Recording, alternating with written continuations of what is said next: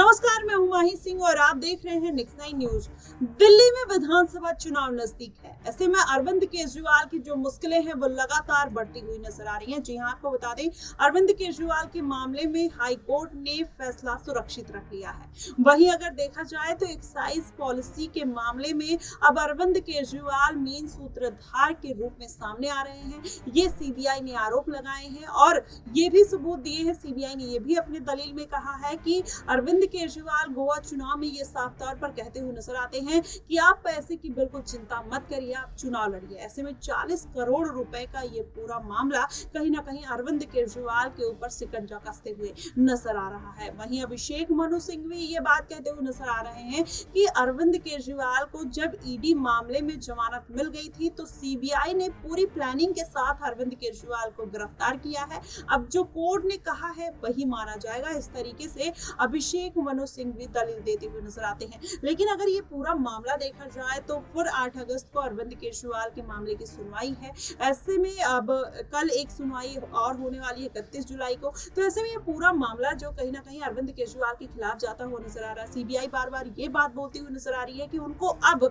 नए नए सबूत मिलते हुए नजर आ रहे हैं। इसके पहले कोई ऐसे सबूत नहीं थे, लेकिन अब साफ तौर पर कहीं ना कहीं इस बात के सबूत मिल रहे हैं कि अरविंद केजरीवाल मेन विक्टिम है। और उन्होंने जो ये बात कही थी कि उनका कोई इसमें जनाधार नहीं, एक भी पैसे नहीं मिले। तो जाहिर तौर पर पैसे नहीं मिले, लेकिन वो जो पैसे थे वो गोवा के चुनाव में इस्तेमाल हो गए, तो पैसे कैसे मिलेंगे? इस तरीके की दलीलें कहीं ना कहीं सीबीआई देती हुई नजर आ रही है। ऐसे में विधानसभा चुनाव देखा जाए तो सर पर है। भारतीय जनता पार्टी इस बार के चुनाव को जीतने का पूरा प्रयास कर रही है। अरविंद केजरीवाल की पार्टी के तमाम नेता, जो बड़े नेता है, सीएम, डिप्टी सीएम जब जेल में बंद है तो जाहिर तौर पर पार्टी की कमान कौन संभालेगा? वहीं हरियाणा में चुनाव लड़ने की तैयारी अरविंद केजरीवाल करते हुए नजर आ रहे हैं। सुनीता केजरीवाल लगातार हरियाणा में जाती हैं और वहां पर चुनाव प्रचार करती हैं, गारंटी देती हैं वहां की जनता को।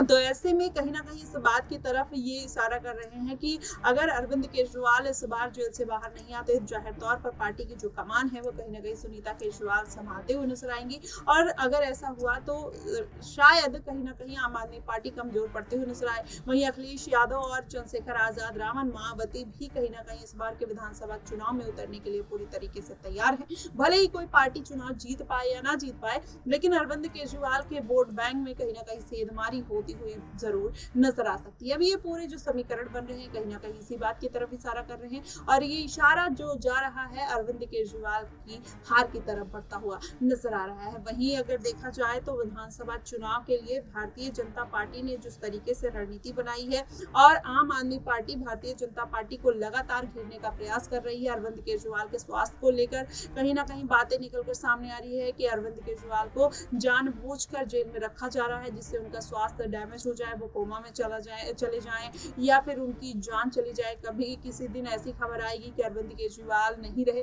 तो इस तरीके की आम आदमी पार्टी कहीं ना कहीं बातें बोलती हुई नजर आ रही है, बयान देते हुए नजर आ रही है। तो माना ही जा रहा है कि सिंपैथी वोट लेने के लिए इस तरीके की बातें कही जा रही हैं। लेकिन वहीं अगर ये भारतीय जनता पार्टी का पक्ष है, लेकिन वहीं आम आदमी पार्टी की बात करें तो आतिशी मार लेना, जिस तरीके से ईडी सीबीआई की जांच उनके घर पर हुई और संजय सिंह अभी जमानत पर बाहर हैं, तो ऐसे में आम आदमी पार्टी में कोई ऐसा बड़ा नेता नहीं दिखाई दे रहा है कि अगर अरविंद केजरीवाल जेल से बाहर नहीं आते हैं तो पूरे पार्टी की कमान उस व्यक्ति, उस नेता के ऊपर सौंप दी जाए। वहीं राघव चड्ढा ने जब पार्टी से दरकिनार किया था तो उनका भी वो एक मजबूत इमेज पार्टी में देखने को नहीं मिलता है। तो कहीं ना कहीं आम आदमी पार्टी की जो मुश्किलें हैं लगातार बढ़ती हुई नजर आ रही हैं। ऐसे में ये भी बात निकल कर आ रही है कि चंद्रशेखर आजाद, रामन और मायावती अगर एंट्री मारते हैं तो 20 से 25% जो दलित वोटर्स हैं कहीं ना कहीं उनके खेमे में जाते हुए नजर आएंगे और उसका जो नुकसान है भारतीय जनता पार्टी और अरविंद केजरीवाल को मिलता हुआ दिखाई देगा। अब ऐसे में ये पूरा मामला कहीं ना कहीं अरविंद केजरीवाल के हाथ से फिसलता हुआ नजर आ रहा है। लेकिन ये भी बात निकल कर आ रही है कि जिस तरीके से ईडी के मामले में अंतरिम जमानत मिल गई है, सीबीआई के मामले से ही अभिषेक मनु सिंघवी कोई बड़ा खेला कर सकते हैं और उनको निकालते हुए, सीबीआई के चंगुल से निकालते हुए अरविंद केजरीवाल को नजर आ सकते हैं। वहीं 31 जुलाई और 8 अगस्त को फिर से सुनवाई है। देखना दिलचस्प होगा कि अरविंद केजरीवाल बाहर आएंगे या नहीं। आपको क्या कुछ लगता है, आप हमें कमेंट बॉक्स में जरूर बताइएगा। फिलहाल के लिए बस इतना ही। देश और दुनिया की तमाम खबरों के लिए हमारे साथ बने रहिएगा नेक्स्ट 9 न्यूज पर।